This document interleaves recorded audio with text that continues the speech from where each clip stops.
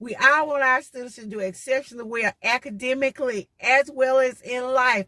And a part of the academic success is testing. Testing makes a big part of our students' educational careers. And as you know, federal and state funding is tied to how well our students do on their state tests. So today we're going to talk about some things that you may be doing unbeknownst to you that is ruining your students' test scores. So let's get right into this video. You may be doing to, unbeknownst to you, ruin your test scores is not reverse engineering. And that means not working backwards. That's when you know what your goal is and you work backwards to accomplish it. So you would set your goal first. You wouldn't be working and then come up with what you want to achieve. You would decide what you want to achieve first and then work backwards, because from there you would figure out what you needed to do in order to reach that goal. That's sort of like data talks. So what you need to do is look at your students' data from previous years and figure out where their deficit is and what you need to do in order to work backwards in order to accomplish that goal or fill in the gaps with that deficit. So make sure you are reverse engineering your class, your lessons, that you're looking at the data, and you are planning activities or lessons according to the data. That's one of the first things you will do. So easy as new teachers to say, hey, I just want to teach. I want to teach my kids this. I want to teach them that. I want to teach them the important things, because all this is not, this testing stuff isn't what is going to matter later in life. And that may or may not be true. But you want to make sure that you're giving your students everything that you can in order for them to be successful academically, for them to be not just successful this year, but for them to be successful next year, for them to be successful on into college and later in life. And one of the things you're going to have to do is look at the data. You're going to have to look at where your students, where that deficit is, where the problem is, and you're going to have to plan according to that. Before we go any further with this video, be sure to give this video a like, a thumbs up, and that you subscribe for more teaching tips and hacks. Let's get back into it. Not emphasizing the vocabulary can be hurting your students' test scores. It has been my observation over my almost 20 years of teaching that our students don't do as well as they should on some tests because they simply don't understand the vocabulary, or they don't understand what they're being asked to do. So be sure that you're emphasizing vocabulary. I don't care if you teach math, I don't care if you teach science, social studies, economics, whatever it is. You can be teaching Bible study. Your students need to know what the vocabulary is talking about. They need to know what they're being asked.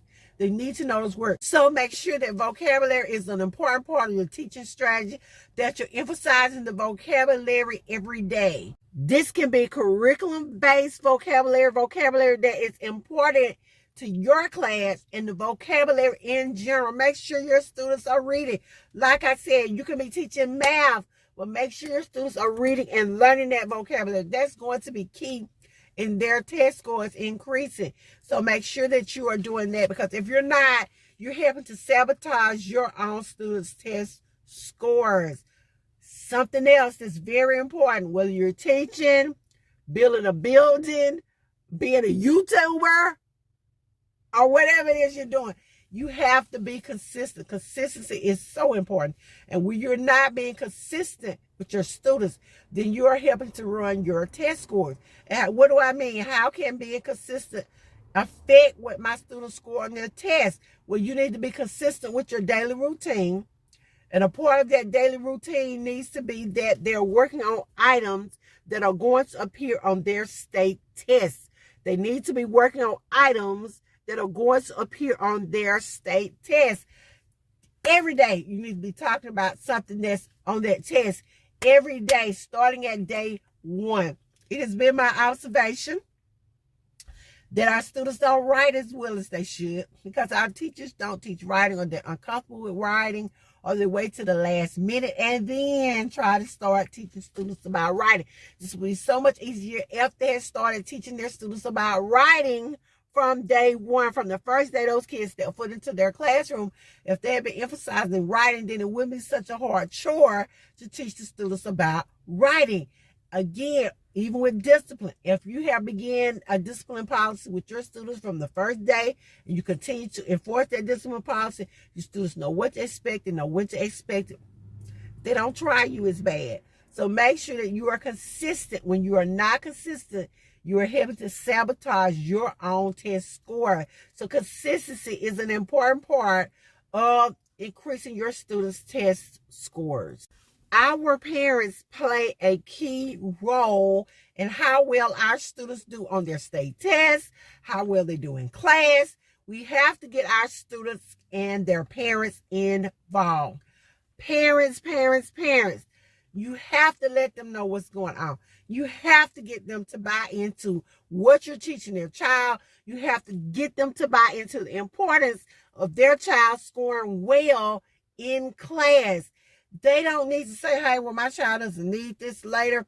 Get your parents to buy in, and you'll have a much easier time increasing those test scores, because they will begin to push it at home. Get your parents involved. Start early contacting those parents. Start early talking to them about what their child needs to do in order to be proficient. And don't just talk about proficiency. Talk about the importance of this and later in their lives, how this is going to affect them, how education is valuable. Get your parents to buy in. Get your students to buy in. You don't want to hear this, but I have to give you this reality check. You can't do it all. You can't do it all. And by you trying to do it all, to be all things to all students, to teach everything at once, you are sabotaging your own test scores. You are sabotaging them because you're trying to give your kids. Let me just give you an example. Let's say you have a group of students who are in the 5th grade and they're functioning about 2nd or 3rd grade. And you're trying to catch them up. You're trying to hurry, and catch them up before testing. You're trying to be all things. You're trying to be the 2nd grade teacher, the 3rd grade teacher, the 4th grade teacher, as well as the 5th grade teacher, and get these students on grade levels. Then you are going to run into a problem. You are going to burn yourself out. You're going to burn your students out. And believe it or not, you're going to sabotage your own test scores because you're trying to get your students to do too much, too fast. You're asking for too much. So instead of trying to burn the candle at both ends of the stick and instead of trying to do everything, focus on that deficit. Focus on the most tested items and get that done. And then you'll see growth within your students. Realize you just can't do it all. And as teachers, I know we want to save everyone, but you can't save everybody. And that's just how that goes. This is so simple, but it is so important. Make sure that you're activating your students' prior knowledge. You would be surprised at how much better your students would do if they have prior knowledge of the subject you are introducing to them.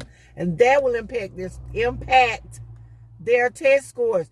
Make sure you're activating their prior knowledge. And if you work in an area that is mainly reduced lunch or in poverty, then your students are not going to have all those prior experiences. That students that come from homes where there's a 2-parent home, income level is better, they're not going to have that. But you can help try to bridge that gap. How can you do that? By showing your students videos. You know, you can't take a trip all the time. Show them those videos. Refer to a news clip. Refer to some music that they understand. Refer to something, but activate your students' prior knowledge before you begin an activity, before you begin to teach that lesson, before you begin to teach that skill, and you will see your student scores greatly increase. Visualization is another technique in which you can use to help your students better understand what they're being asked on their state test. Years ago, when I was a little girl, well, about 10 years ago, I'm just kidding. But when I was growing up, we didn't have all this TV. We didn't have all these video games, all this technology. So it was easier for us to use our imaginations. And our kids are missing that component.